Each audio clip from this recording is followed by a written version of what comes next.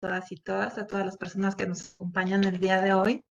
Eh, Me presento para quien nos acompaña por primera vez en este espacio. Mi nombre es Ulma Campos, soy titular de la Unidad Técnica para la Igualdad de Género del Senado de la República y pues estamos nuevamente aquí con ustedes como mes a mes en esta campaña permanente en el marco del día 25, el Día Naranja, como lo conocemos quienes trabajamos y hemos eh, colaborado en espacios para combatir las violencias contra las mujeres. El día de hoy nos acompaña una experta en Derecho Constitucional, Derecho Parlamentario y Técnica Legislativa. Permítanme un segundito, un segundito.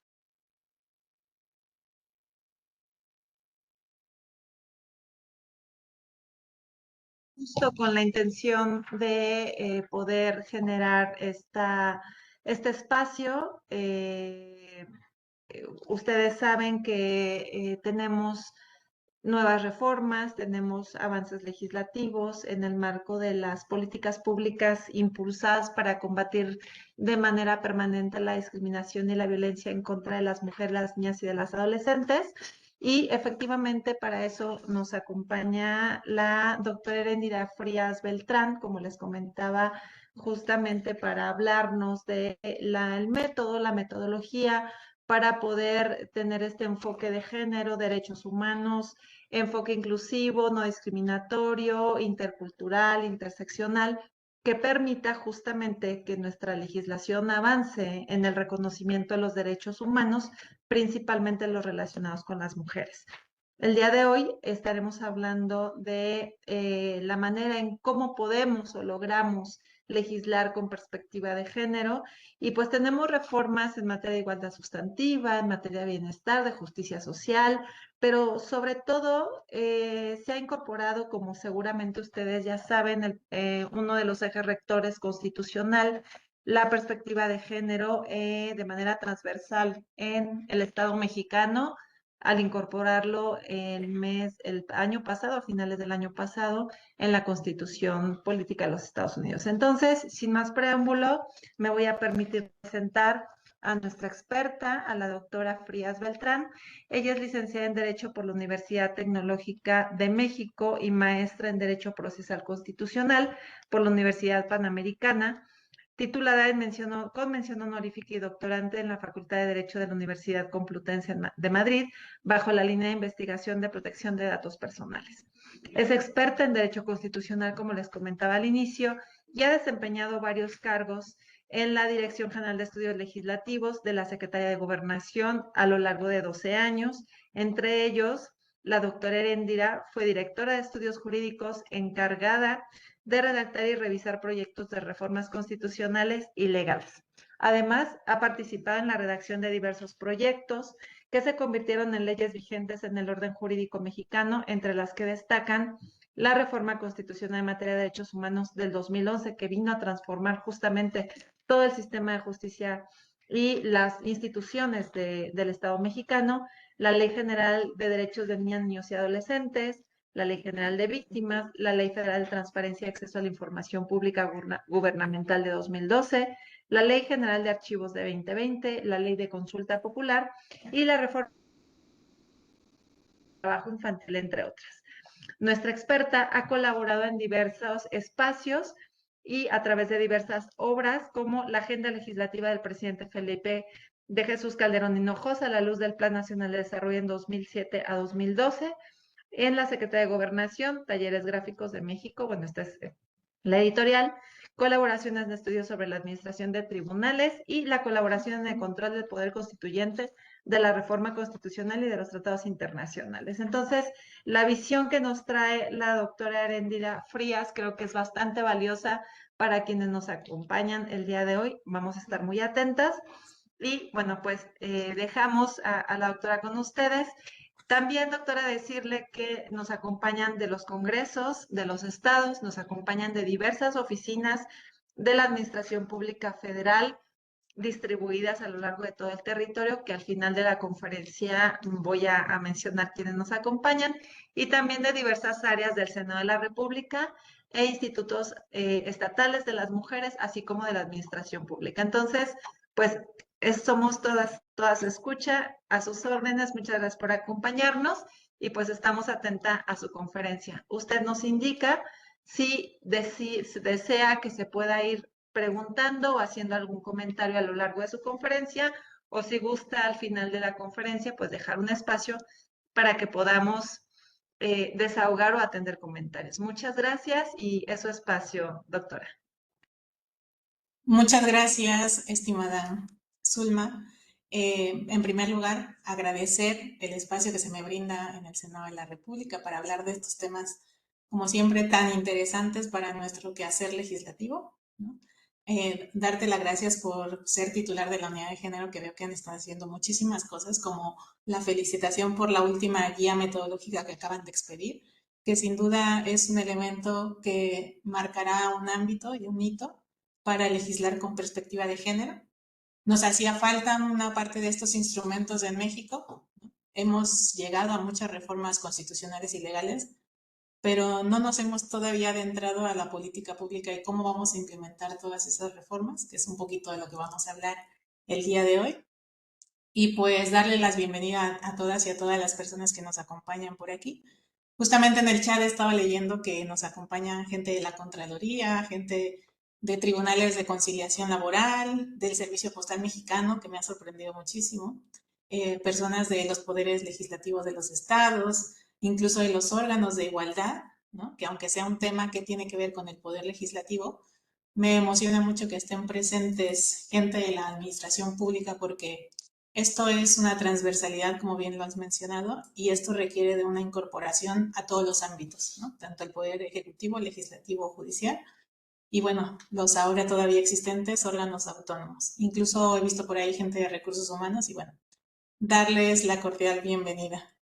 Agradezco antes de comenzar mi ponencia también a Yolanda Pérez Santillán, una integrante de la unidad de género, por la invitación formal, y a Rosalinda y a todo tu equipo por estar aquí y hacer estas iniciativas tan proactivas en temas de equidad y perspectiva de género.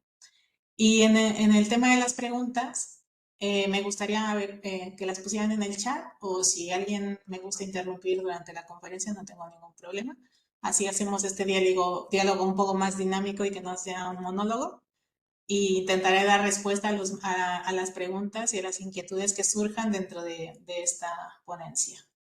Y bueno, pues sin más preámbulo voy a comenzar. Como pueden ver, he preparado una pequeña presentación con los puntos cardinales. Cualquier duda que tengan sobre la presentación, incluso al final viene mi correo electrónico para que podamos seguir debatiendo estos temas que al final son temas enriquecedores del día a día.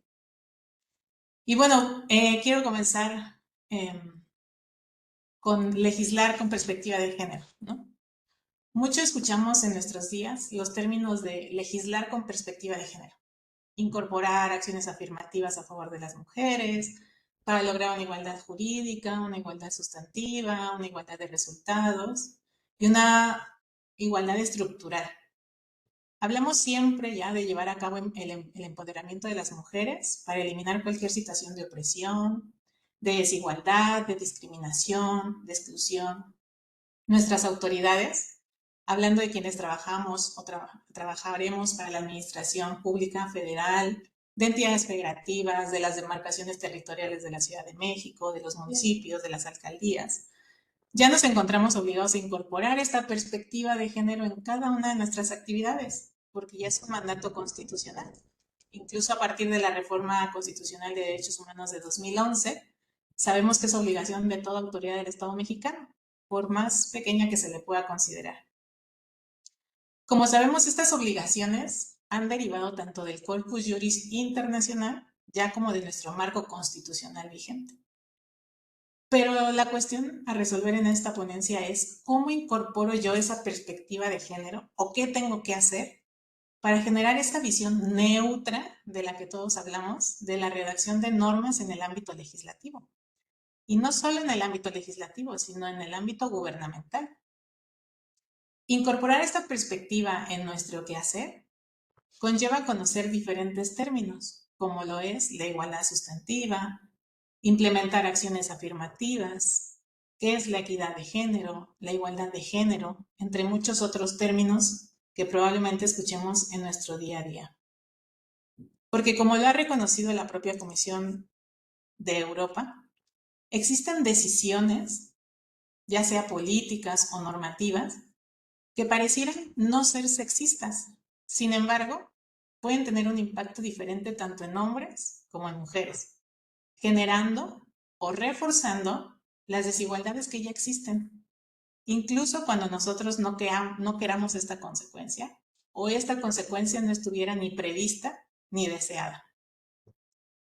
¿Ello por qué pasa? Porque en virtud de la creación de normas, de la creación de políticas públicas, de los programas, se debe tener claro qué es esta perspectiva de género, cuáles son sus elementos, cómo logramos que se creen medios equilibrados para las personas, hablando tanto de hombres como mujeres. Por ello, foros como estos son indudablemente necesarios para mostrar este tipo de datos que nos enfrentan a la realidad y nos muestran diversos mecanismos para promover en sí esos cambios estructurales desde nuestras trincheras. La perspectiva de género, como muchos pueden saber, es una herramienta que nos proporciona medios para adaptar de manera más precisa y equilibrada los recursos existentes a las necesidades de las personas, ya sean hombres o mujeres. Este término no está englobado a un solo género. En este sentido, esta perspectiva de género va a contribuir a una mayor equidad de género, pero también contribuye sin duda a la mejora de la calidad e impacto de los programas y los proyectos sociales, esos que nosotros vamos a desarrollar, esos que nosotros vamos a crear, que vamos a planear desde cero. La perspectiva de género debe pasar por 3 elementos fundamentales. En primer lugar, tiene que identificar las diferencias de los roles e identidades de género y su desigual valoración económica y social. La identificación de las dificultades que experimentan tanto las mujeres para acceder y controlar los recursos necesarios para satisfacer sus necesidades. Además, también tiene que identificar las facultades para la toma de decisiones necesarias para desarrollar libremente sus proyectos vitales de vida. Esta perspectiva de género nos va a poner en evidencia aquellas desigualdades que nos enfrentamos con el otro género y por tanto nos va a impulsar a buscar esas estrategias que tratemos de revertirlas. Porque las mujeres como género hemos experimentado y seguimos experimentando situaciones de discriminación. Estos problemas de discriminación sin duda dan problemas a otros problemas específicos, explicables solo por el hecho de ser mujeres, o que compartidas con los varones, podemos experimentarlas de un modo distinto. Esta diferenciación ha generado socialmente que las mujeres se nos considere como débiles, sumisas, faltas de capacidad para asumir ciertos roles en la sociedad.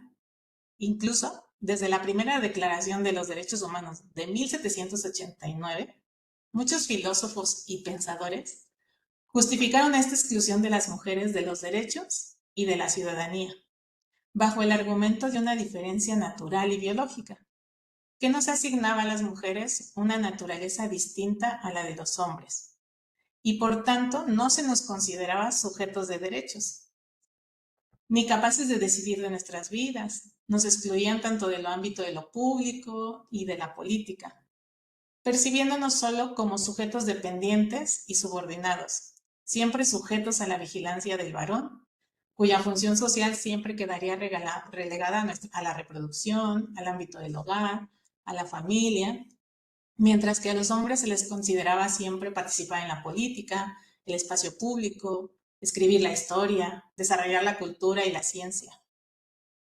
Sin embargo, en los años 70 surgió el concepto de género. Este concepto de género nos viene a explicar desde una visión feminista una nueva perspectiva de las diferencias entre hombres y mujeres, sobre las cuales se ha justificado a lo largo de la historia la discriminación contra nosotros.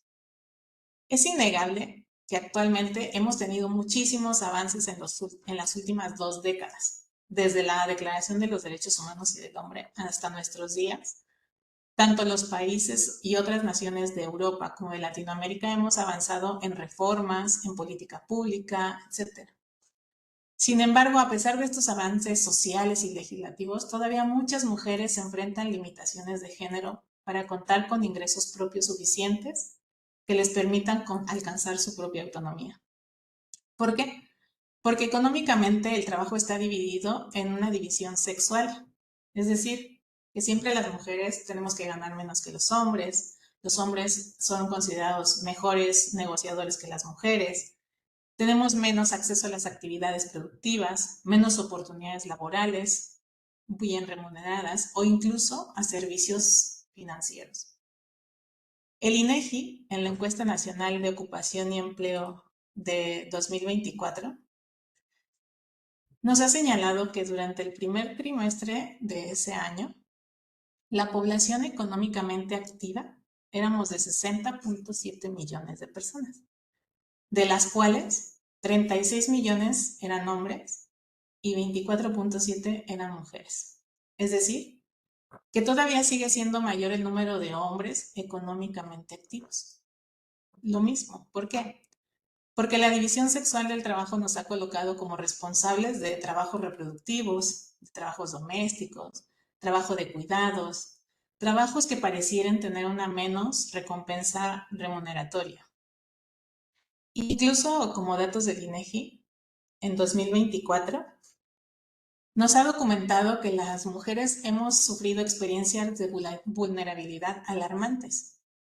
Por citar unos datos, las mujeres privadas de la libertad enfrentan condiciones de sufrimiento extremo, porque las políticas penitenciarias carecen de este enfoque de género, y las prisiones en un principio fueron creadas por y para los hombres. Respecto al tema de la incidencia en la violencia, si bien sabemos que existe menos violencia para las mujeres, la proporción de actos de violencia sexual ha sido 5 veces mayor que la que se presenta en el género masculino. Esto demuestra que en pleno 2025 todavía las mujeres aún sufrimos las consecuencias de esos perjuicios sociales por los roles de género.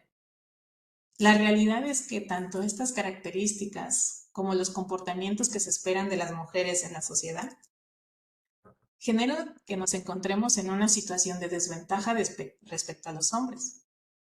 Además, lamentablemente, indudablemente sigue siendo latente que seguimos siendo víctimas de diversas modalidades y tipos de violencia, pues no se han podido erradicar muchas prácticas violentas hacia las mujeres solo por el hecho de ser mujeres. Esta situación quiero comentarles que no es solo de nuestro país. Existe un índice de normas sociales de género en el que se reveló que los avances de la superación de los perjuicios contra las mujeres en la última década no ha avanzado, porque resulta que 9 de cada 10 hombres y mujeres en el mundo sigue manteniendo un sesgo contra las mujeres. Además, este índice ha revelado que la mitad de la población todavía cree que los hombres son mejores líderes políticos que las mujeres. Y el 40% opina que los hombres son mejores ejecutivos empresariales. Alarmantemente, un 25% de la población todavía cree que está justificado que un hombre o un esposo le pegue a su mujer. Hablando de términos poblacionales a nivel mundial, esto es preocupante porque nos daría que pensar. Sin embargo, a pesar de esta prevalencia continuada de sesgo contra las mujeres, hay una esperanza. Este mismo índice nos reconoce y nos demuestra que el cambio sí puede hacerse, ya que en 38 países, con datos comparables, en 27 de ellos se experimentaron cambios o aumentos en la proporción de personas que ya no presentan ningún sesgo hacia las mujeres. Los autores del informe reconocen que si queremos impulsar un cambio hacia una mayor igualdad de género, es necesario poner el foco en la expansión del desarrollo humano, a través de mecanismos como la inversión, el aseguramiento, la innovación. Esto supone, entre otras cosas, el tema de nuestra charla de hoy, que es invertir en medidas legislativas, pero también no quiero dejar de lado las medidas políticas. Esas medidas que promuevan la igualdad entre mujeres en la participación política, en el desarrollo de mecanismos de aseguramiento, en el refuerzo de los sistemas sociales de protección y de cuidado, y en el cambio de mentalidad hacia el sesgo de las mujeres. Pero lo que nos interesa en esta charla es cómo revertimos nosotros, desde nuestro lugar de trabajo, ahí detrás de ese escritorio, esta perspectiva de género. Porque siempre vemos iniciativas que se presentan en el Congreso de la Unión, en nuestros congresos locales, para incorporar el enfoque de género en cualquier política laboral, en cualquier política de vivienda, en cualquier política económica, de seguridad pública y muchos otros aspectos. Pero en la realidad, el índice mencionado anteriormente nos demuestra que esa política de enfoque de género, de perspectiva de género, aún no genera cambios sustantivos como tal. Porque una cosa es ponerlo en la ley, pero otra cosa es implementarlo. Y por eso vamos a hablar un poquito hoy de cómo visibilizar esos cambios. Nos enfrentamos a un reto grande que sufren las mujeres en una situación de desventaja, que ha sido basada en el género. Porque esta perspectiva no solo es buscar una paridad en la representación de órganos, que allá la tenemos en México, o usar un lenguaje incluyente y no sexista, que también cada vez va más allá, sino de realizar una verdadera evaluación del impacto que genera una norma o una política pública, tanto en mujeres como en hombres, y los efectos reales de esa implementación de esa norma o de esa política pública. Para generar este cambio estructural, es importante siempre recordar que uno de los propósitos de legislar con perspectiva de género obedece a una serie de compromisos internacionales que México ha adoptado con la suscripción de instrumentos internacionales. En ellos se establece una serie de metas que nuestro país está obligado internacionalmente a cumplir. Repasando un poco aquellos instrumentos internacionales que ustedes seguramente ya conocen, quiero hacer énfasis pues en los principales instrumentos que nos rigen a nivel nacional ahora mismo. En primer lugar, la Convención sobre la Eliminación de todas formas de discriminación contra la mujer. Conforme a ella, nuestro país tiene la obligación de adecuar la legislación para eliminar toda forma de discriminación contra la mujer, garantizando tanto a hombres y mujeres la igualdad en el goce de todos los derechos económicos, sociales, culturales, civiles y políticos. En ella se establece específicamente que los Estados parte deben adoptar medidas adecuadas, tanto legislativas y de otro tipo de carácter, con las sanciones correspondientes, que prohíban toda discriminación contra la mujer y además obliga al Estado mexicano a modificar o a derogar leyes, reglamentos, usos y prácticas que constituyan discriminación contra la mujer. Es decir, que la perspectiva de género no va ni se circunscribe al tema normativo. Va mucho más allá, va en el ámbito de cada una de las personas individuales que conformamos el Estado mexicano. En segundo lugar, tenemos la Convención Interamericana para Prevenir, Sancionar y Erradicar la Violencia contra la Mujer. Esta conferencia establece el desarrollo de mecanismos de protección y defensa de los derechos de las mujeres. Tenemos que luchar contra el fenómeno de la violencia en nuestra integridad física, sexual y psicológica, tanto en el ámbito público como en el privado, y reivindicarnos dentro de la sociedad.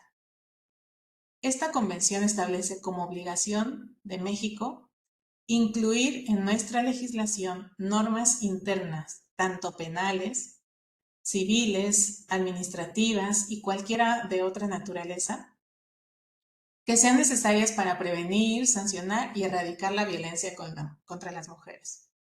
Además, tenemos que adoptar medidas administrativas apropiadas, según el caso, y modificar o abolir aquellas leyes y reglamentos vigentes que tengan prácticas jurídicas o consuetudinarias sobre la persistencia de la violencia contra la mujer.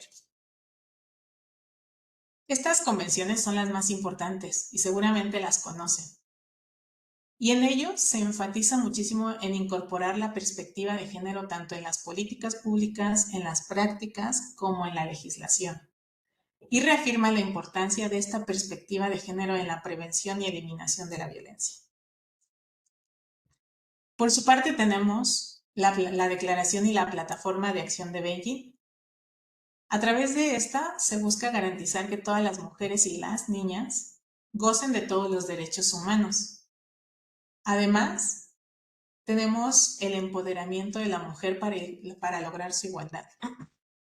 Esta declaración es importante porque en esta declaración se asumió el concepto que todos debemos conocer, que es la transversalidad de la perspectiva de género, que no es otra cosa, sino que esta transversalidad tiene que permear en todos los ámbitos, tanto ejecutivo, legislativo, judicial y de nuestros órganos constitucionales autónomos. Por ello, se instó a los estados a promover políticas públicas activas y visibles que analicen el impacto diferenciado entre hombres y mujeres sobre las medidas que hay que corregir para oprimir estas desigualdades. Esta declaración y esta plataforma de Beijing, no sé si ustedes lo saben, pero es la que nos dio pie a que existan institutos nacionales de las mujeres en todos los países, o las unidades de género, o aquellas unidades administrativas que se dedican solo al estudio de los derechos de las mujeres.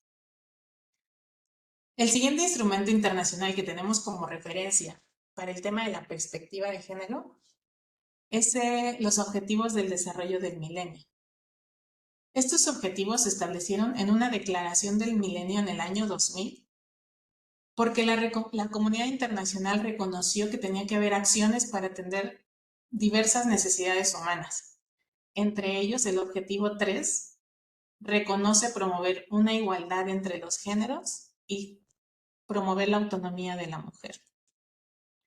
De ahí tenemos el Consenso de Montevideo sobre Población y Desarrollo. A través de este instrumento, los estados convinieron fortalecer esos mecanismos institucionales para la construcción de diversas políticas con igualdad de género que garantizaran la autonomía de las mujeres y esta igualdad.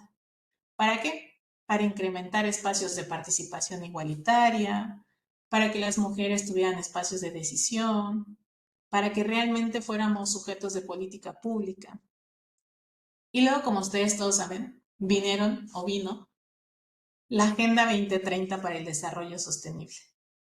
En 2015 se realizó una revisión de los resultados de esta agenda y la Organización de las Naciones Unidas determinó que era necesario darles un seguimiento para que tuvieran plena eficacia. En esta Agenda 2030 se plasmaron 17 Objetivos del Desarrollo Sostenible, que seguramente todos conocerán. Y en el objetivo 5 se reconoció como uno de los objetivos de la Agenda 2030 la igualdad de género.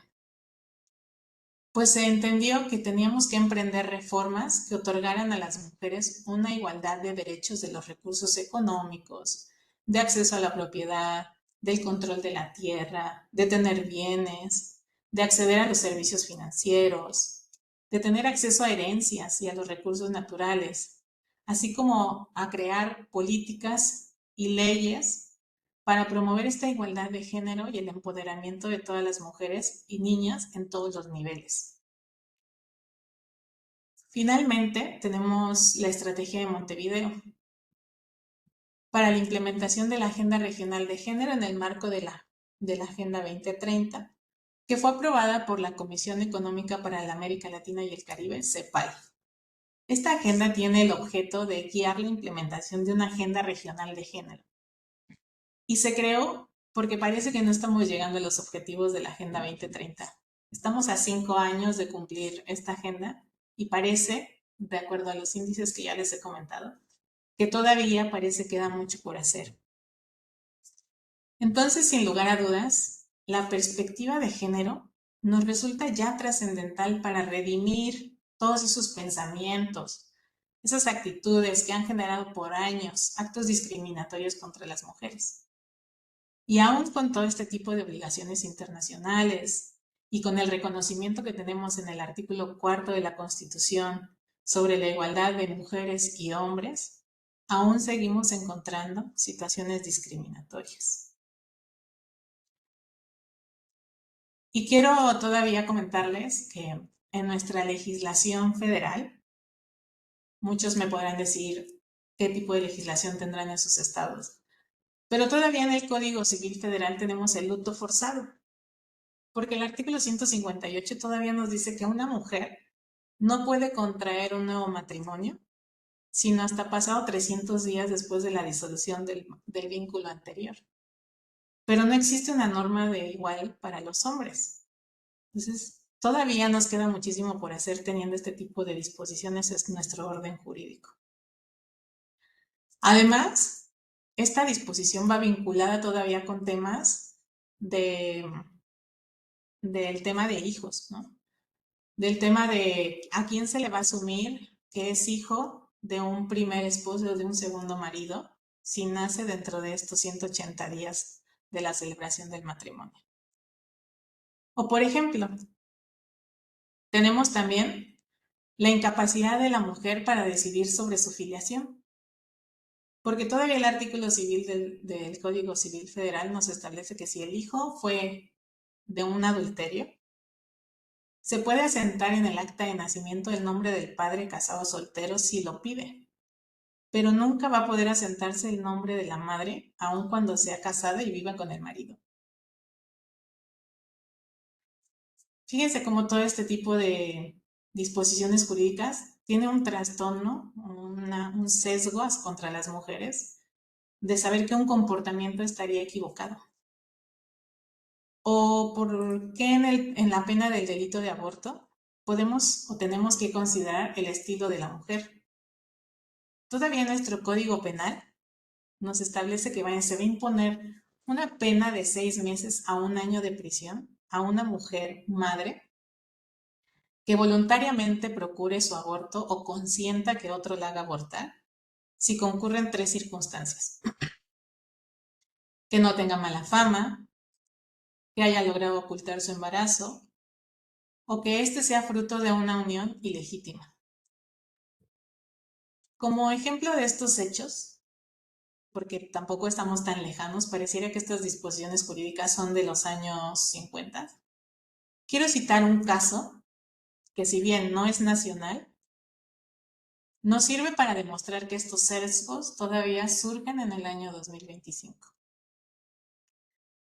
Y es que en noviembre de 2020, un juzgado subprovincial de Perú, integrado por Ronald Milton, Diana María Jurado y Lucy Juliana Castro Chacaltana, emitió una sentencia irrisoria e indignante. Y aquí les voy a dar un momento en lo que leo sus preguntas del chat para que lean esta disposición de esta sentencia.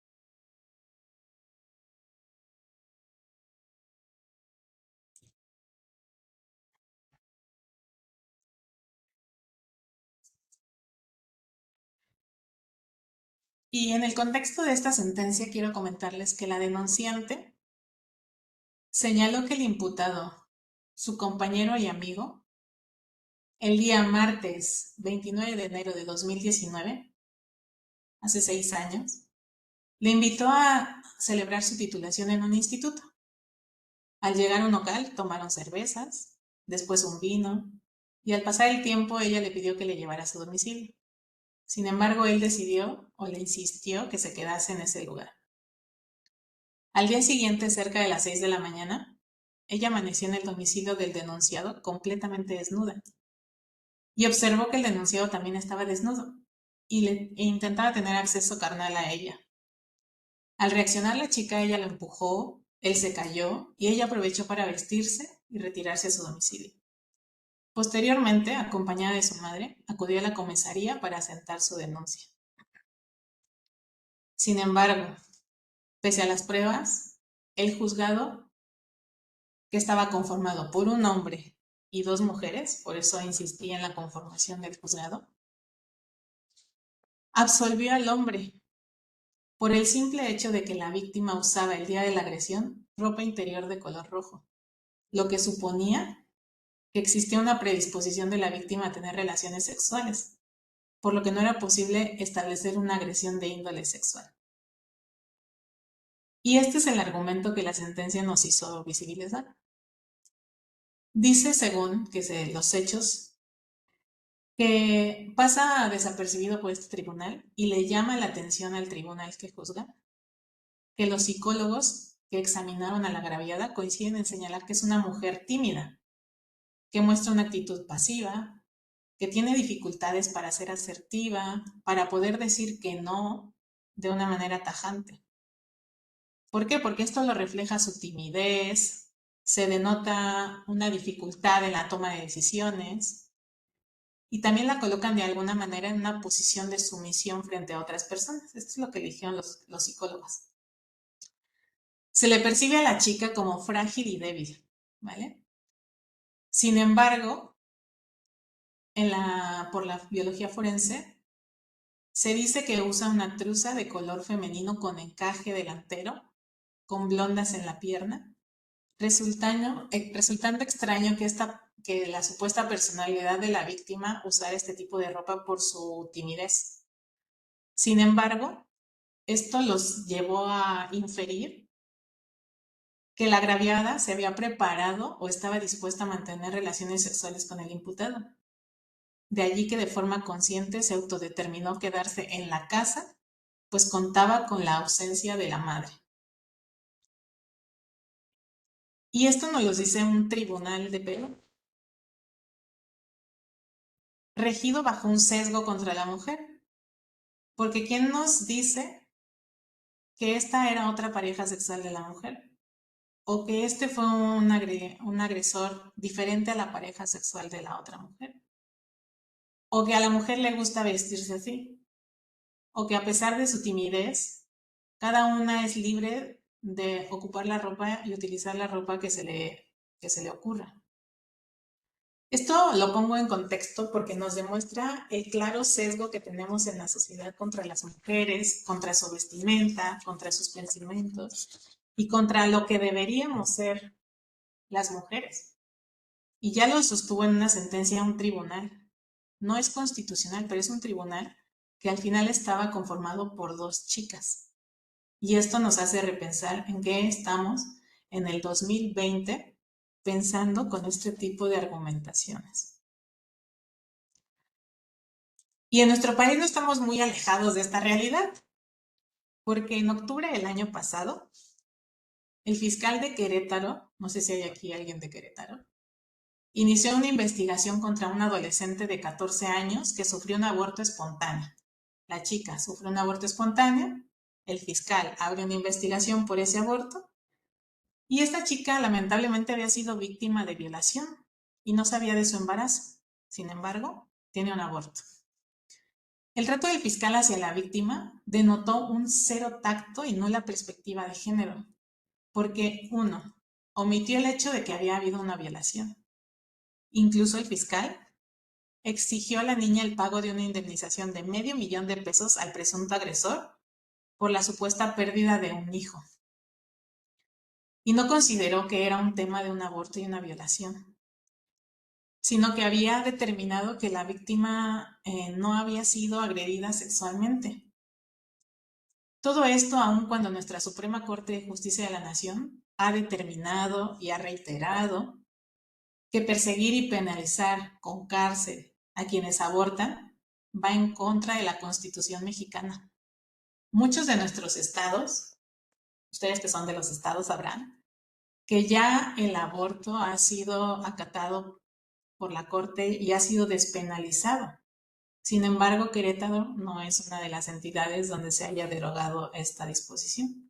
Y por eso nos lleva a este tipo de aplicaciones jurídicas de los fiscales.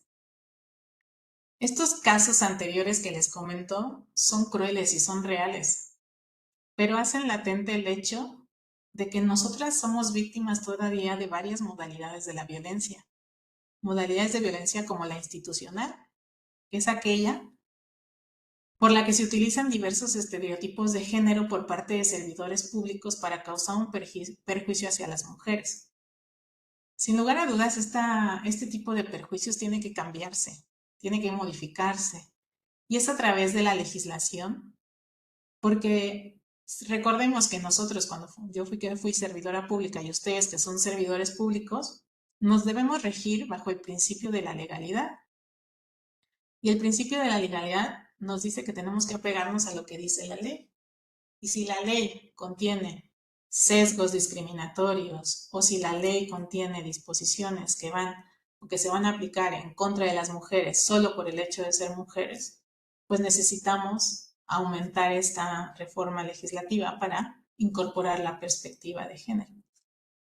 Y esto que les comento es solo una muestra clara de la importancia de aplicar este enfoque de la igualdad sustantiva, de la perspectiva de género, que las leyes que regulen las conductas sociales sean imparciales o sean neutras, como se les denomina. Y tenemos que, para legislar con perspectiva de género, tenemos que abordar diversos ejes, tanto la interculturalidad, la interseccionalidad, la igualdad de género, y tenemos que llegar a diversos objetivos. Me he puesto aquí varios objetivos que siempre nosotros cuando creemos una norma o una política pública tenemos que intentar llegar a uno de estos objetivos. El primero de ellos es transversalizar esta perspectiva de género en el proceso legislativo.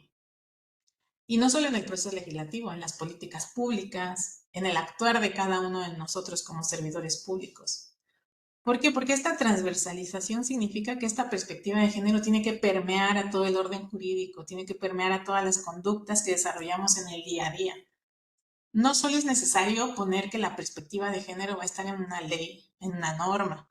Tenemos que de verdad alcanzar ese ciclo de transversalidad. Tenemos que descubrir qué categorías hay para poder legislar con esa perspectiva de género. Tenemos que desarrollar diversas herramientas que nos ayuden a identificar y a disminuir esas brechas de desigualdad estructural creadas por razón de género. Una cosa importantísima es armonizar el marco normativo mexicano. ¿Por qué siguen existiendo las disposiciones jurídicas en el ámbito federal que les comentaba anteriormente?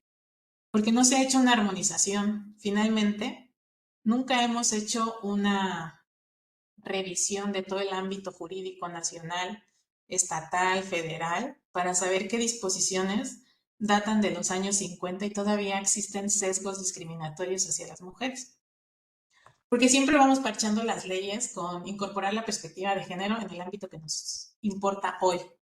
Hoy nos importa la vivienda, mañana nos importa el acceso a recursos económicos, mañana nos importa la despenalización del aborto, pero en sí no hay una armonización real. Probablemente no tengamos tiempo de revisar las miles de leyes que tenemos en el orden jurídico mexicano ya. Pero nosotros, por ejemplo, los que somos parte o enlaces de género, tenemos una tarea pendiente de empezar a identificar este tipo de normas.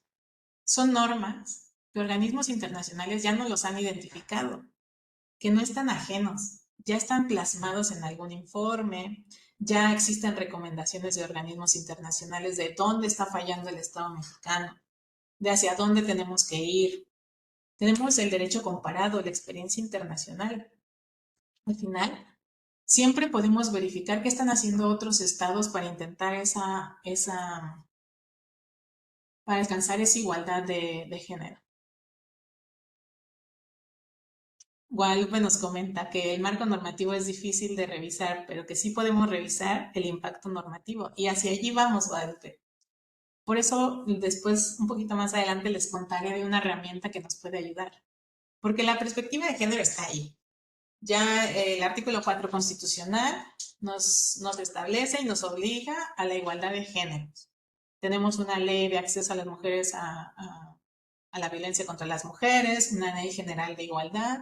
Esa ley general tuvo que haber sido armonizada en cada uno de los estados, también la de violencia contra las mujeres. Cada estado ya debe contar tanto con su ley estatal, con su programa de igualdad de mujeres, etc. Y sí, al final tenemos muchos ordenamientos jurídicos, pero tenemos que erradicar esa discriminación que todavía se nos presenta. Como dice el punto 5, tenemos que eliminar esos elementos de discriminación y de exclusión de la norma. Tenemos que promover la igualdad de género. Establecer herramientas en el ámbito legislativo desde este enfoque de género. Y más importante aún, que casi a todos se nos olvida cuando hacemos una reforma legal, propiciar presupuestos con perspectiva de género. Porque si yo estoy creando una medida para apoyar a las mujeres, necesito saber si necesito recursos económicos para hacerla efectiva. Si no, todo se queda en un marco de buenas intenciones. Si no hay recursos económicos, no tendremos la posibilidad de llevarla a cabo. Y tenemos que considerar que hay unos puntos esenciales para legislar con perspectiva de género. En primer lugar, tenemos que tener claro que nuestra propuesta tiene que erradicar la desigualdad. Lo que esto se va a lograr solamente si tenemos claros ya los problemas que existen de género en nuestra actualidad. Porque solo así vamos a poder identificar las acciones y medidas que se requieren para lograr o erradicar esa desigualdad. Aquí les presento un poco un esquema de cómo vamos a considerar esta perspectiva de género en la legislación. Una vez que tengamos identificados estos problemas de género, primero tenemos que determinar qué pretendemos atender. Y a partir de ahí tenemos que realizar un análisis de impacto de género o un diagnóstico de género. Y la perspectiva de género no solo implica legislar. Tenemos que tener diversos pasos o diversos fundamentos para poder legislar correctamente bajo esta perspectiva de género. Existen una serie de elementos básicos que se resumen ya en un libro denominado Legislar con perspectiva de género del propio Senado de la República y en el manual recientemente emitido por este órgano, que es importante, en primer lugar, tener estos conocimientos previos.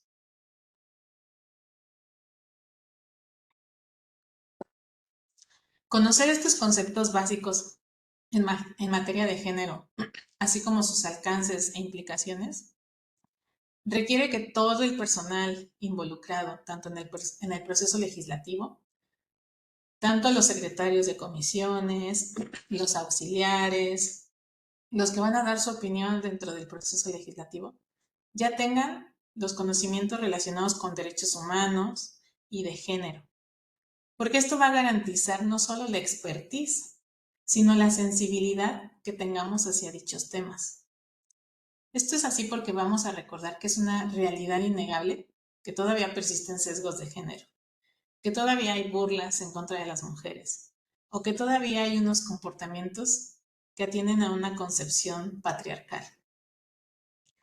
Además, estos conocimientos mínimos tienen que también tener conocimientos sobre qué es un estereotipo de género, qué son las categorías sospechosas, qué es la interseccionalidad, qué es la interculturalidad. Y así podremos identificar, por ejemplo, la igualdad material y la estructural. Estos son dos conceptos muy distintos que parecen simples, pero la primera, la igualdad material, siempre va a buscar eliminar los obstáculos que ya existen, ¿vale? Mientras que la igualdad estructural tiene que buscar identificar las causas de esos obstáculos para impedir que persistan. Se parece algo un poco fácil o sencillo de distinguir, pero si no tenemos estos conocimientos claros, nunca los podremos erradicar.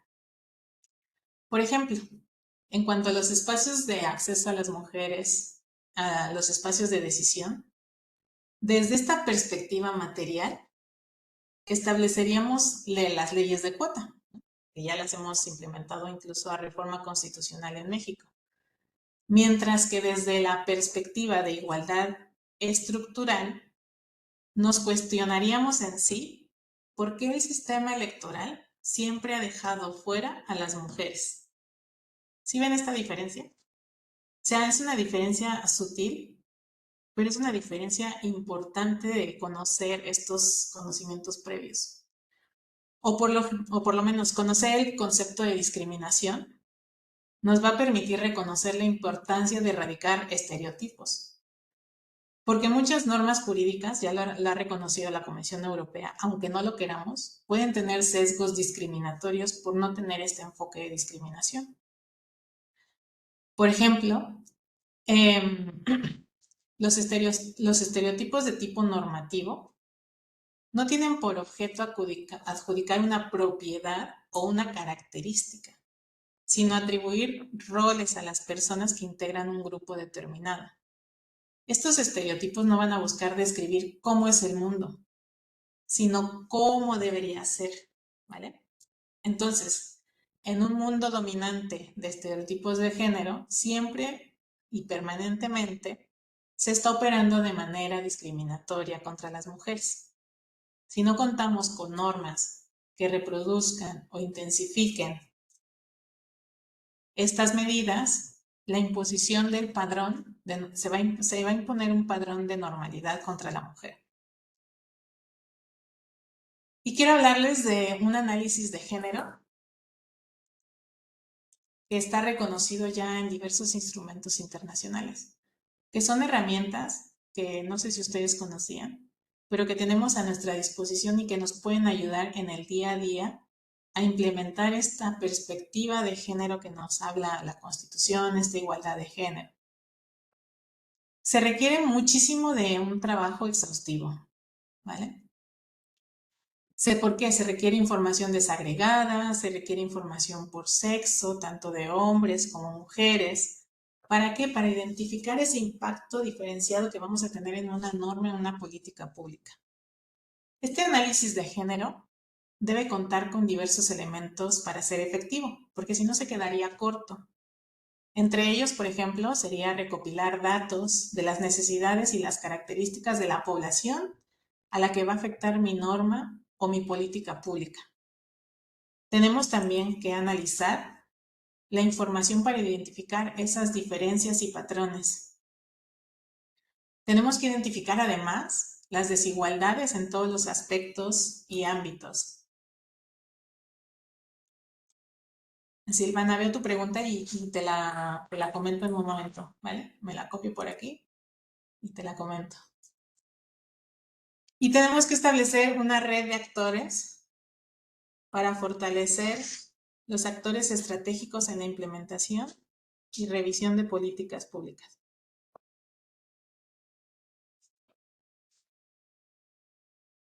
Y así generar alternativas de posibles mecanismos que permitan transformar esta desigualdad.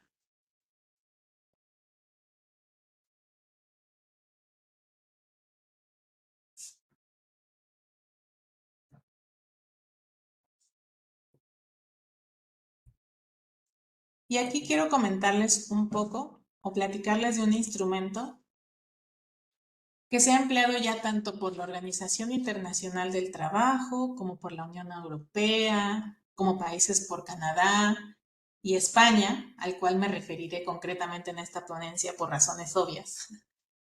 Ya que en estos organismos y naciones encontramos referencias a la elaboración de un informe de impacto de género, ¿vale?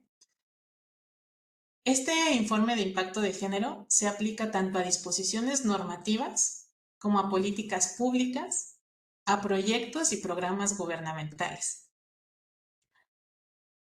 A través de estos instrumentos,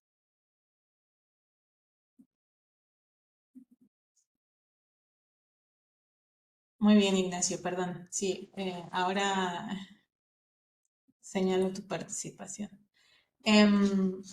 A través de este instrumento, se aporta información concreta sobre qué es la perspectiva de género y nos van a ayudar a valorar esos efectos que nuestras normas aprobadas deben tener de forma separada, tanto para los hombres como para las mujeres, porque también a veces se nos olvida qué impacto van a tener en los hombres nuestras políticas y normas legislativas, especialmente para atender esas desigualdades y discriminaciones por razón de género.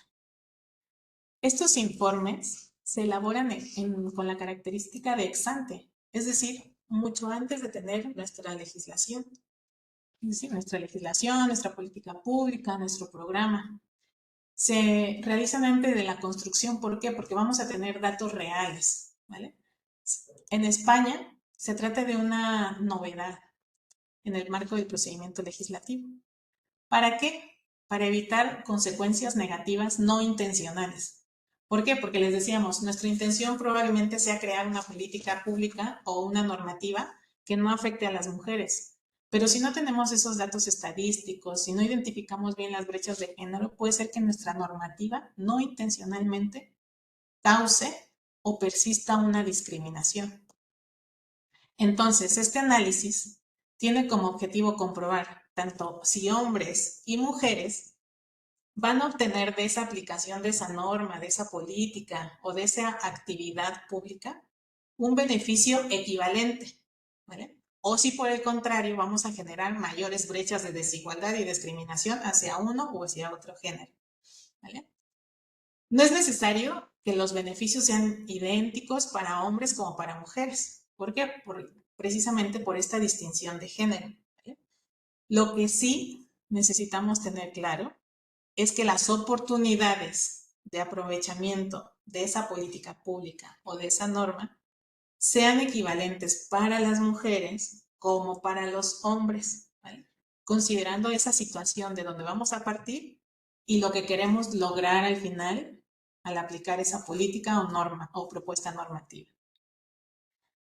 Conocer el impacto de género de las disposiciones normativas como de la política pública se convierte en una estrategia que permite incorporar intereses, deseos, necesidades tanto de hombres como de mujeres.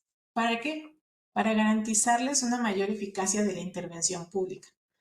Porque gracias a esta valoración previa, podemos prever los posibles efectos de nuestras políticas sobre hombres y mujeres. Vamos a generar también un mejor gobierno, porque en cuanto mayor nivel de información y detalle tengamos de los datos de hombres y mujeres, vamos a saber atender mejor esas necesidades de las personas bajo esta perspectiva de género. Y además vamos a lograr un trato justo y equitativo para ambos sexos. El resultado que se pretende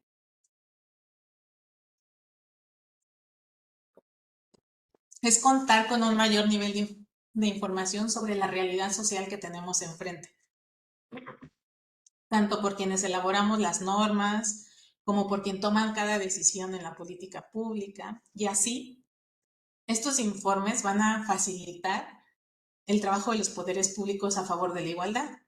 ¿Por qué? Porque van a actuar como un mecanismo preventivo. Van a actuar como un mecanismo ante la posibilidad de que existan más reformas legislativas que produzcan efectos negativos, incluso sin desearlo. En España, por ejemplo, el Instituto de la Mujer, como el Instituto Nacional de las Mujeres en México, ha emitido una guía práctica para saber qué es este impacto de análisis de género. Y nos da unas reglas claras que nosotros, y se las propongo aquí, podemos adoptar en nuestro día a día para generar esta perspectiva de género. Y en primer lugar, esta guía nos pone como primer punto de partida hacernos diversas preguntas para poder generar un impacto de género. Y es saber cuáles son los papeles que desempeñan tanto las mujeres como los hombres en el contexto que se pretende regular o intervenir. ¿Por qué? Porque comúnmente pasa o viciosamente por la perspectiva de género dejamos a un lado a los hombres. También ellos a veces nos reclaman de por qué no tomamos en cuenta cómo afectaría una política pública a los hombres. Y es porque estamos también enrolados en esta perspectiva de género. Sin embargo, la perspectiva de género debe tomar en cuenta a los dos géneros, ¿vale? porque si no estaríamos generando una norma discriminatoria contra el otro género. Una vez que identificamos cuáles son esos papeles tanto de los chicos como de las chicas, tenemos que ver qué diferencias hay entre los hombres y las mujeres con el disfrute de un derecho, con el acceso a recursos, con la participación y los valores vinculados a otro. Es probable que siempre encontremos una diferenciación en el tema de mujeres, por el sesgo que tenemos históricamente, pero también podemos descubrir casos en los que no, ¿vale? Tenemos que preguntarnos también si las mujeres y los hombres enfrentamos limitaciones en el derecho diferentes para obtener estos beneficios de lo que estamos proponiendo. Y si se están identificando a partir del punto de partida. Nos comenta aquí, ay, perdón, no me aparece tu nombre, pero que está realizando una investigación intentando aplicar ese manual en un proyecto de reforma y señala la identificación de pertinencia de género y evaluación de impacto de género. ¿Sabes si es lo mismo o no? No es lo mismo, precisamente porque una cosa vamos a tener la identificación del punto de partida, que es justamente de lo que nos habla este análisis de impacto de género. En primer lugar, tengo que saber cuál es la situación que tengo de una política pública, de una... la guía se las voy a dejar, Guadalupe, se las voy a dejar como material pendiente. Tenemos que saber cuál es esa pertinencia ¿no? del punto de partida. Y a partir de ahí, saber cómo tengo a mujeres y hombres en un mismo derecho, ¿vale? Probablemente en el tema económico los hombres estén un poquito para arriba. Entonces, ¿qué tengo que hacer? Crear una norma que iguale, ¿vale? A las mujeres con los hombres bajo esa discriminación histórica. ¿Vale? Es lo que les comento, son conceptos que pareciera que todos debiéramos conocer, son conceptos que están en la Constitución, que son conceptos que están ya en las leyes implementados, pero parece que en el día a día, atrás de un escritorio, se nos complica saber cómo vamos a imponer esta perspectiva de género. Y por eso les traigo esta guía, porque a través de organismos que ya lo han vinculado, porque en España es obligatorio legalmente presentar este análisis de impacto de género, porque de lo contrario se tiene que justificar argumentando por qué no es aplicable. Tenemos que ayudarnos de este tipo de herramientas o de otras herramientas de las cuales hablaré, que ya también tenemos en el ámbito nacional y que les podrán ayudar a valorar este análisis de impacto de género. Y también este análisis nos presenta de qué manera va a incidir nuestro proyecto en los papeles individuales, es decir, separando a los hombres de las mujeres. Y saber si es consistente el objetivo de una relación más equitativa de ambos o reforzar los patrones tradicionales negativos. Silvana nos dice que aquí que hay evaluaciones ex ante, durante. Ay, Silvana, espera que se me perdió tu... Silvana, si me lo puedes volver a poner porque luego hubo comentarios y te he perdido. Doctora, perdón, ¿quiere que le ayude con los comentarios? Sí, por favor, me ayudarías muchísimo, Yolanda. Claro que sí. Porque como me aparecen, pero luego me desaparecen, ya no los termino de Sí, leer. sí. Guadalupe Morales plantea que aunque el análisis ex ante nos ubica en una etapa inicial en la construcción de la idea, pero en programas en curso también podemos realizar evaluación ex post. Silvana plantea, hay evaluaciones ex ante, durante y ex post para revisar todo el ciclo de un programa o proyecto legislativo y de otro tipo. También preguntaban sobre el nombre de la guía, que ya dice usted que nos la va a dejar para poderla compartir. Y más arriba, un compañero, Ignacio, planteaba que se deben analizar en cada iniciativa 4 grupos de problemas de género. Brecha de desigualdad, violencia de género, discriminación por razones de género y condiciones de vida que ponen a las mujeres o a grupos de ellas en desventaja con respecto a otras mujeres o a los hombres. Más Gracias. arriba También Ignacio planteaba sobre estas preguntas e identificación del problema para poder iniciar el proceso de la iniciativa, de la construcción de la iniciativa, que es lo que usted ya nos compartía. Son los comentarios que hay en el chat. Muchas gracias, Yolanda. Y efectivamente, Ignacio, esos 4 elementos, digo, por generar un poco de diálogo y que esto no sea monólogo, ¿cuántas veces los has visto en una iniciativa? Digo, no sé si puedas abrir tu micrófono y participar un momento, pero porque yo he hecho un análisis sucinto antes de esta conferencia, porque en la Cámara de Diputados, como un poquito más adelante les hablé, es un requisito que una iniciativa contenga este enfoque de perspectiva de género. Y esto se aprobó en el 2017. Y de una búsqueda así simple en la Gaceta Parlamentaria de la Cámara de Diputados, no hay ni una iniciativa, o por lo menos yo no la identifiqué, que tuviera ese apartado específico, ¿vale? Siendo una obligación para presentar iniciativas, ¿vale? Sí que hay, normalmente le ponen en el título, exposición de motivos, perspectiva de género y argumentos. Y ahí se echan todo, la exposición de motivos mezclada entre participación de mujeres, justificación, instrumentos internacionales.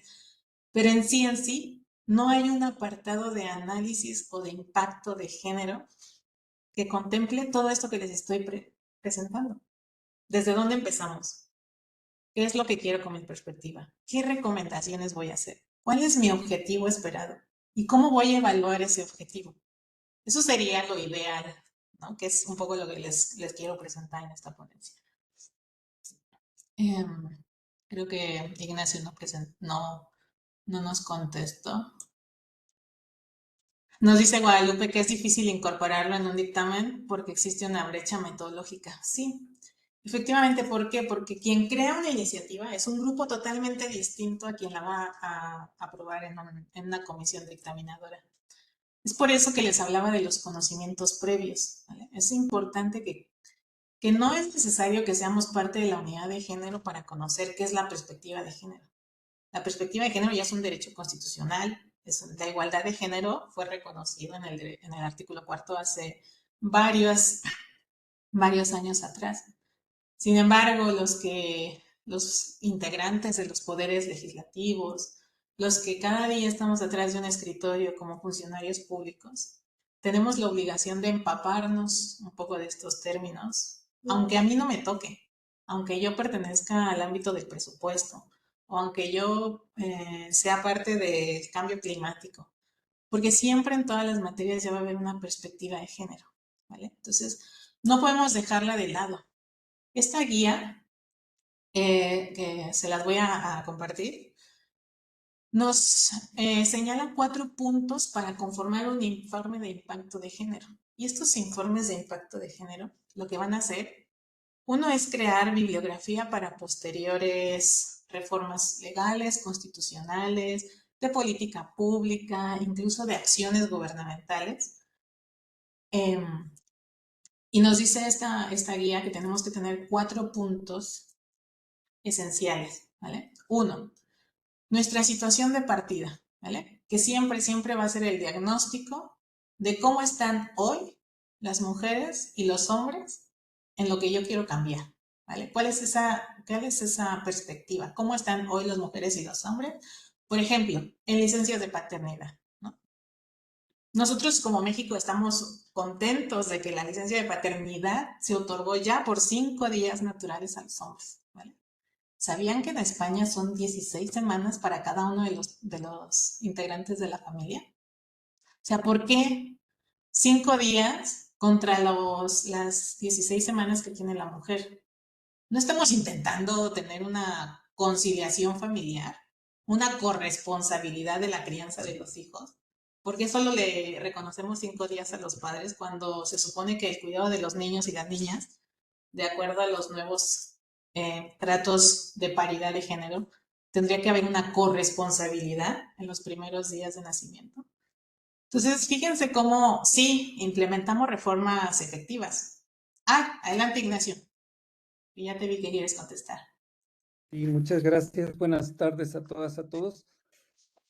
el análisis de género, desde mi perspectiva, se debe de aplicar a cualquier iniciativa de ley, aunque aparentemente no esté dirigida a temas donde pueda impactar a mujeres y hombres, pero siempre lo podemos ver.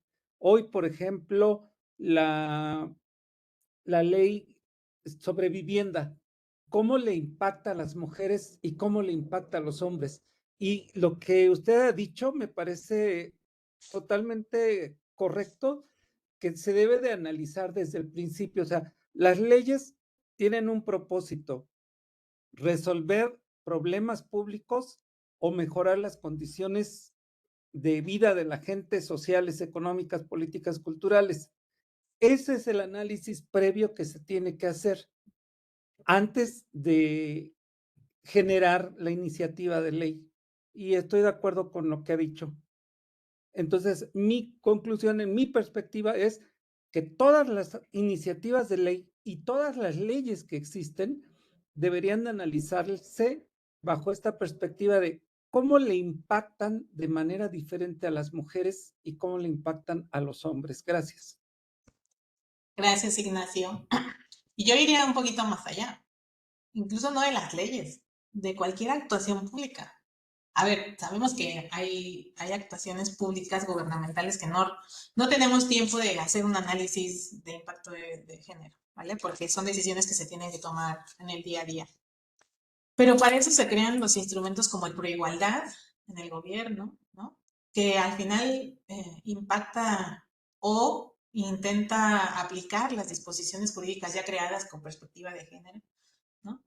Y si tuviéramos un informe de impacto de cómo se creó el Proigualdad a nivel nacional, a nivel estatal, pues a nosotros como servidores públicos, por lo menos nos daría un poquito más de luz de saber, a ver, yo ya sé que existe un proceso de discriminación en mi entidad, ¿vale? Entonces yo lo identifico, yo ya sé que hay un documento que me lo expone. Ya sé, hay un documento que incluso, por ejemplo, en España ahora lo vamos a ver, que es el punto número 4, me formula propuestas de mejora. Esas propuestas de mejora me van a impactar a mí como servidor público. ¿Por qué? Porque, a ver, no tenemos que saber de todo, ¿no? A partir de los derechos humanos hubo una revolución en el 2011 donde parece que nos impactó que México haya suscrito un sinnúmero de tratados internacionales que de hecho yo creo que a la fecha no hay un número oficial. El Senado tiene un número, Consejería tiene otro número, los organismos internacionales tienen otro número, entonces no hay un consenso de cuántos tratados internacionales hemos firmado. ¿Por qué? Porque los firmamos porque parecía que quedábamos bien con la comunidad internacional. ¿Qué pasó con la reforma de 2011 que nos dijo que los tratados internacionales se vuelven vigentes en el derecho mexicano positivo? Pues parece que nos dieron una cachetada con guante blanco, de decir, si ni siquiera los conozco. Teníamos disposiciones jurídicas que no sabíamos cómo las íbamos a aplicar, ¿no? Habíamos suscrito tratados internacionales sobre la prohibición del trabajo infantil y nuestra constitución todavía reconocía el trabajo de menores de 15 años, con el permiso de los papás, ¿no? Entonces, fíjense cómo hemos intentado, ya lo erradicamos afortunadamente, ya lo quitamos de la Constitución, pero al final nos queda muchísimo por hacer. ¿Deberíamos hacerlo? Sí. ¿Vamos en el camino? Creo que también vamos para allá.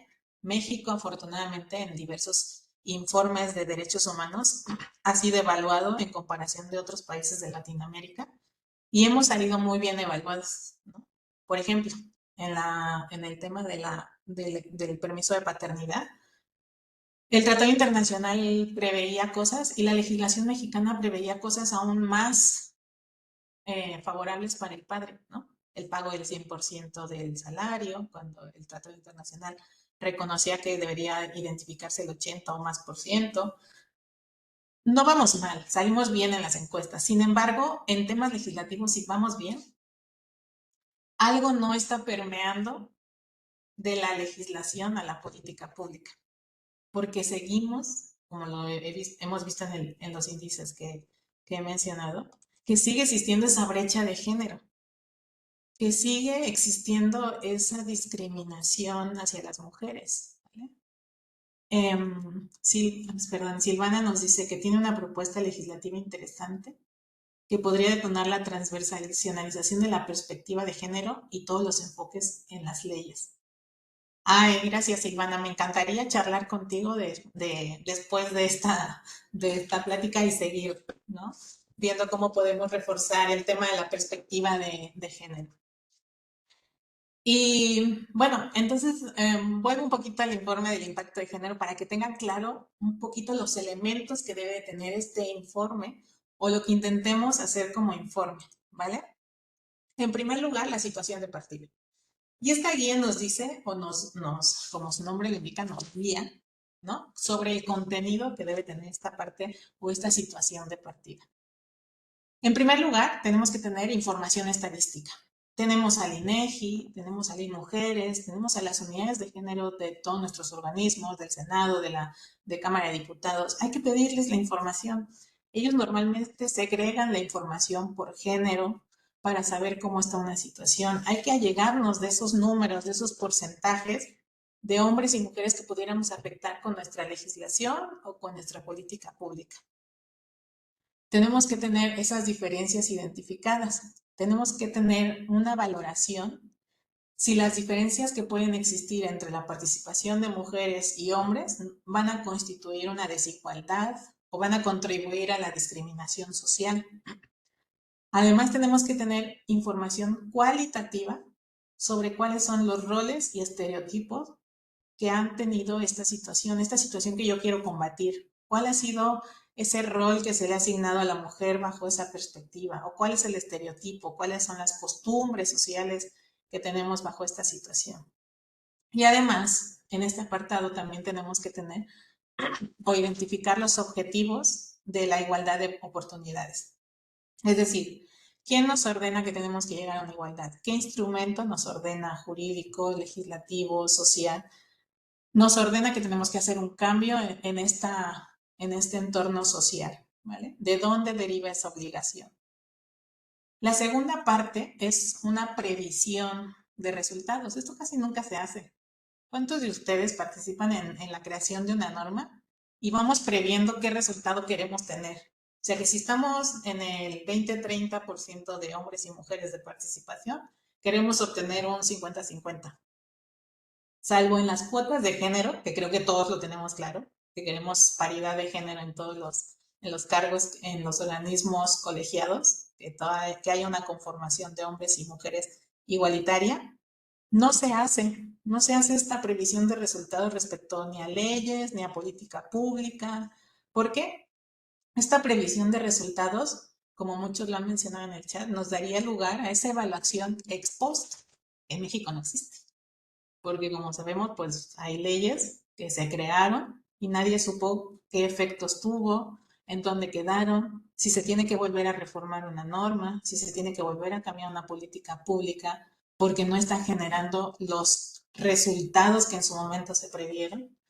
Pero parece que en México legislamos o creamos política pública pues al día, porque no hay esa evaluación ex post como muchas veces se ordena en otros ordenamientos jurídicos europeos o latinoamericanos.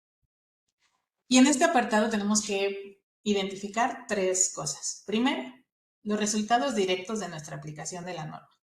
Luego, cómo nuestra norma va a incidir en los roles y estereotipos de género que ya existen. Y luego, cómo vamos a contribuir a esa igualdad entre hombres y mujeres o igualdad de oportunidades. Posteriormente, nos habla esta guía que hay que tener un tercer apartado, que es la calificación de los efectos de la norma. En este apartado vamos a tener si vamos a obtener un sentido positivo o un sentido negativo. Es decir, negativo cuando la norma y todo el análisis que hemos hecho vislumbramos que no va a disminuir las desigualdades de género que identificamos. Por lo tanto, no se da cumplimiento al objetivo ni a la política de igualdad de oportunidades. O, por el contrario, sí generamos una eliminación de una desigualdad y por lo tanto los resultados que previmos en el apartado anterior sí que van a contribuir a la política de igualdad. Y finalmente, el cuarto apartado es la formulación de las propuestas de mejora. que van a ser sugerencias que nosotros vamos a plasmar en el texto, además de nuestro texto legal o de nuestra política pública, y que son las modificaciones que nosotros esperamos que se hagan en el contexto social para garantizar o fortalecer ese impacto positivo del género, ¿vale? Sin duda, como les comenté, esta evaluación del impacto de género no es ajena a nuestro orden jurídico. Ya por ahí creo que me parece que Susana nos pegó el fundamento del reglamento de la Cámara de Diputados, que señala que en toda iniciativa se tiene que generar este análisis de género, ¿vale? En el 2017, esta reforma fue aprobada y publicada por la Cámara de Diputados. Sin embargo, quiero comentarles que la iniciativa originaria de la diputada Erika Araceli Rodríguez Hernández, su intención era precisamente incorporar este impacto de género a todas las iniciativas de la Cámara de Diputados. Ella preveía en la fracción 24, fíjense, un análisis de impacto de género consistente en un análisis de las consecuencias y efectos en la aplicación de una ley o una política pública sobre la vida de las mujeres y de los hombres, con el fin de corregir la desigualdad a través de medidas compensatorias. Sin embargo, esta redacción no fue aprobada y solamente se generó que las iniciativas deben contener esta perspectiva de género, que como les comenté anteriormente, todavía no he localizado una iniciativa que de verdad aplique esta perspectiva de género totalmente. Y bueno, también la perspectiva de género, no debemos dejarla un poco de lado, tiene que incluir este lenguaje no sexista e incluyente. ¿Por qué? Porque utilizar este tipo de lenguaje es un medio que va a promover también relaciones de respeto y de igualdad entre los géneros. Tenemos que visibilizar a las mujeres, tenemos que prevenir la violencia y la discriminación. Este lenguaje se refiere a toda expresión verbal o escrita que se utiliza preferiblemente vocabulario neutro. Ya sé que muchos me van a decir, no, pero es que la RAE todavía no lo reconoce. Pues ahí estamos todavía en una lucha, ¿vale? Que independientemente no todo es poner las y los ciudadanos, sino debemos intentar, por ejemplo, la persona titular de una gubernatura. ¿Por qué poner la gobernadora o el gobernador? Tenemos que intentar generar lenguaje neutro. No todo es ponerle la y los a los subjetivos, ¿vale? Tenemos que esforzarnos un poquito. Y para ello tenemos ya diversas recomendaciones para el uso del lenguaje no incluyente. Por ejemplo, el Consejo Nacional para Prevenir la Discriminación ha emitido unas recomendaciones, o incluso la Comisión Nacional de los Derechos Humanos ya cuenta con una guía para el uso del lenguaje no incluyente y no sexista, ¿vale? Entonces ya tenemos herramientas que sí que nos pueden ayudar a evitar el las y los ciudadanos, ¿no? Y finalmente, es proponer la participación pública en la elaboración de las leyes. Mucho se habla ahora de parlamento abierto, ¿no? De traer a los expertos para que hablen antes de crear una iniciativa, de traer ya a los grupos sociales afectados por nuestra iniciativa, por nuestra política pública, para darles voz, para que nos digan de verdad los sentimientos que ellos como grupo social sienten para la elaboración de una ley o de una norma. Esto debería ya ser normalizado, no solo en ejercicios de parlamento abierto, porque no todos los temas se incluyen en un parlamento abierto, se incluyen aquellos temas trascendentales, ¿no? Que creemos que en la agenda legislativa necesitan una relevancia. Sin embargo, promover la participación política en cada elaboración de ley, en cada elaboración de política pública, que ya sabemos que lo puede retardar porque lleva un sinnúmero de reuniones con los grupos sociales, esto sí que nos va a generar una sensibilidad y nos va a generar normas más susceptibles y más allanadas a la perspectiva de género. Y bueno, como no debemos olvidar que ya solo quedan 5 años para la Agenda 2030. Parecía muy lejano en el 2000 que en 30 años íbamos a lograr una igualdad sustantiva entre hombres y mujeres. Como sabemos, en el objetivo número 5 de esta Agenda 2030 se prevé la igualdad de género, que tiene que y obliga a los estados a realizar reformas para garantizar esta igualdad de derechos tanto en recursos económicos, acceso a la propiedad, el control de la tierra, otros tipos de bienes, servicios financieros, etc. Y nos obliga a aprobar una serie de normas, disposiciones legales para el empoderamiento de las mujeres.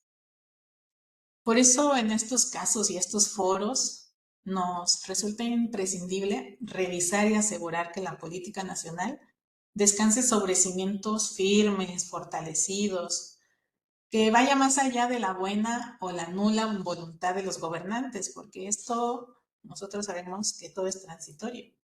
Pero los que estamos siempre detrás de un escritorio sabemos que estamos aquí y que vamos a seguir generando política pública para las mujeres. Tenemos que ofrecer datos concretos, porque a veces nos cuesta tanto rendir un informe a un organismo internacional. Porque parece que solo cuando viene un organismo internacional tenemos que juntar toda la información respecto a lo que hemos hecho con la perspectiva de género para poder librar el informe del organismo internacional. Cuando esto debería ser una constante en nuestro actuar. ¿Cuántas de sus entidades, los leo en el chat, se han certificado en la norma oficial de igualdad de género? ¿No? Está la NOM ahí, la NOM está ahí desde hace muchísimo tiempo. A mí me tocó certificar a la Secretaría de Gobernación. Requiere un gran esfuerzo, requiere comprobar qué medidas estás haciendo para garantizar esta perspectiva de género. Sin embargo, la NOM parece que no ha permeado a todas las instituciones públicas. Y es por eso que solo a través de estos ejercicios, ¿no?, podemos incrementar esta perspectiva de género. Y aquí ya para terminar un poquito, que me he extendido un poquito con la conferencia porque me encanta hablar de estos temas, les dejo otras fuentes de información, ¿no? Ustedes tienen ya ahí el Protocolo Mexicano de Actuación para la transversalización de la perspectiva de género, que surgió como una herramienta de la cooperación técnica entre México y Alemania. Alemania es un país súper avanzado en temas de perspectiva de género. Ellos ya no se limitan al tema de hombres y mujeres. Sabemos que la perspectiva de género está en otras diversidades, ¿no? Tienen un instituto súper fortalecido con el temas de género, que es un referente, y tienen ya este protocolo, donde nos propone, por ejemplo, seguir me imagino que ustedes la conocen, la metodología del marco lógico, ¿no?, que es una herramienta donde tú tienes que crear un árbol de problemas y crear desde los efectos inmediatos, los problemas que vamos a tener en la desigualdad. Son otra forma de presentar este análisis que ya les comenté que se utiliza en España, pero que al final está ahí, les puede servir. Yo les dejo las herramientas que yo he identificado. Ya cada uno de ustedes puede tomar lo que más se identifique o lo que más se le haga fácil, porque la matriz del marco lógico no es un tema fácil, ¿vale? O sea, requiere también su expertise. Pero, por ejemplo, volvemos también, está el manual con perspectiva de género y el manual para parlamentarias y parlamentarios.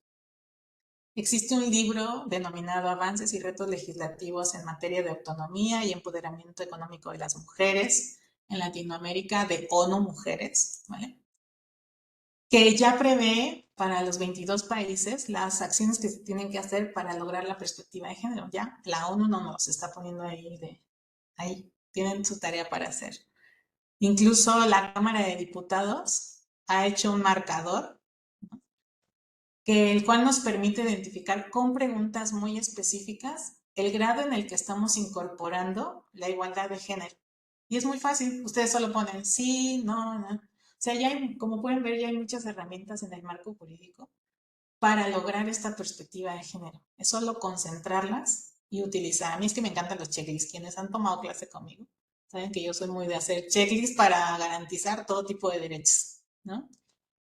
También tenemos la reciente guía del Senado, ¿no?, que ya nos dice un proceso de cómo tenemos que identificar un derecho para armonizarlo a nuestra legislación, ¿no? ¿Cómo vamos a proponer herramientas para la incorporación de esa perspectiva de género? ¿Cómo vamos a construir esas propuestas legales? Y además, el Congreso de la Ciudad de México también ya ha propuesto otra lista, ¿vale?, de preguntas que tenemos que verificar para ver si una propuesta legislativa incluye esta perspectiva de género. Y ustedes solo van contestando en el checklist sí o no, sí o no. Y de ahí se prevé una tabla de verificación del grado de inclusión. Y aquí vamos a ver 3 tipos. Si hay nula inclusión de la perspectiva de género, sí que si se contempla de manera relativa, o si hay una verdadera inclusión de la perspectiva de género. Y bueno, pues esa ha sido toda mi exposición por el día de hoy. Sin duda hay mucho que platicar sobre este tema. Nos quedaríamos por aquí toda la tarde, noche. Me encantaría seguir leyendo sus comentarios. No sé si hay alguno por ahí, Yolanda, que hayas identificado que nos pueda dar un poco de diálogo.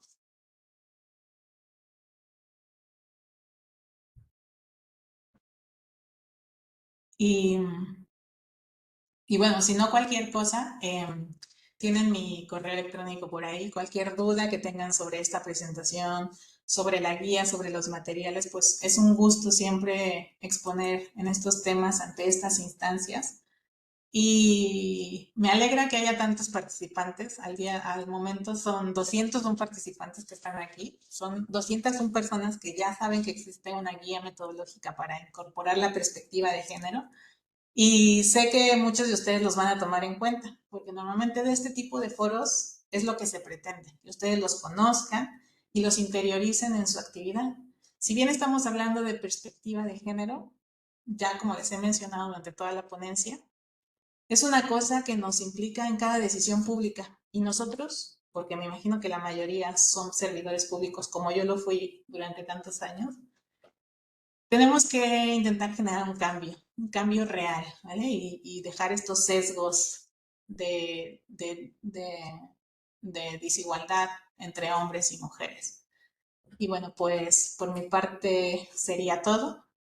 Espero que pasen una bonita mañana por allí. Y bueno, pues quedo a sus órdenes. Creo que Yolanda se nos ha ido un poquito. A ver, tengo aquí una pregunta, ¿no? Sí, doctora. Gracias, Yolanda. Pues hay Ahora muchas sí. felicitaciones en el chat. Agradecen muchísimo su participación, la reflexión que ha hecho en torno a este tema tan importante que es legislar con perspectiva de género. Yo de manera personal agradezco muchísimo la puntualización que hace sobre la metodología a seguir y este análisis de impacto legislativo que lo pone hoy en su exposición me parece de suma importancia. En algunos momentos hemos también dialogado sobre cómo legislar con perspectiva de género y parece ser que esta metodología de evaluación de impacto legislativo aún no se tiene como en el radar de cuál es su importancia y el procedimiento, por supuesto, y quienes lo hemos hecho, pues miramos que es de suma importancia hacerlo, ¿no? Algunas de las personas que están acá, que forman parte de los equipos en la Cámara de Diputados, sí lo puntualizan en sus intervenciones y bueno, pues ojalá y pronto podamos sumar esfuerzos desde Cámara de Diputados, acá en el Senado y en los otros congresos estatales para poder seguir fortaleciendo esta metodología. En el chat, hacia el final, están planteando, Manuel, una pregunta. ¿Quiere que la haga, doctora? ¿Que la Sí, por lea? favor. Sí, por favor, Yolanda. Gracias. ¿Consideran que el Senado puede aportar algo para la igualdad material en el sentido estricto de inversión en áreas de oportunidad a mentes brillantes que tienen que emigrar? Esto por la reciente política exterior en la que seguramente muchos talentos tendrán que regresar y no tendrán dónde florecer al no haber terreno fértil y productivo. Bueno, pues tendríamos ahí que rastrear quizá directamente con Manuel sobre esta reflexión. Y parece que es la pregunta que hay. Todas las demás la felicitan. Nos preguntan si va a compartir el material. Por supuesto que lo compartimos al envío de las constancias. Por eso es que pedimos que nos envíen su nombre completo y correo electrónico con su institución y área para poder tener ese registro importante. Quisiera comentarle, doctora, que efectivamente alcanzamos el número de 201 personas, lo cual nos hace estar muy, muy contentas de la audiencia que tuvimos esta mañana. Nos acompañaron del Senado de la República, el área de contabilidad, el Centro Internacional Gilberto Bosques, de la Dirección General de Archivo y Memoria Histórica, de la Unidad Técnica para la Igualdad de Género, de la Cámara de Diputados, el Centro de Estudios Sociales y Opinión Pública y la Comisión de Hacienda. De los congresos nos acompañaron Baja California Sur, Durango, Morelos, Puebla, Quintana Roo y Tamaulipas. También nos acompañan de la oficina del senador Víctor Mercado Salgado, de la Secretaría de Correos de México, de Postal Mexicana, no, de esta área de Correos de México nos acompañan los estados de Sonora, Sinaloa, Baja California Sur, Veracruz, Puebla, Morelos, Nayarit, Oaxaca, Ciudad de México, Durango, Guerrero y Jalisco. También nos acompañan de la Secretaría de Financiera para el Bienestar de los estados de Jalisco, Sinaloa y Guanajuato.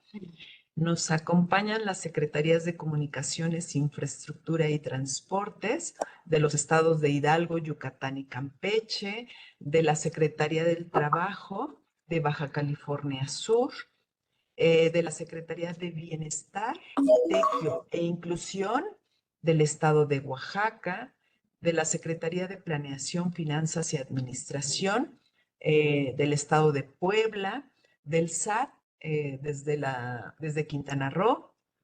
Nos acompañan del Ayuntamiento de San Martín Texmelucan y del colectivo Ni Una Más, Ni Una Menos, es decir, de la Secretaría de Gobernación también.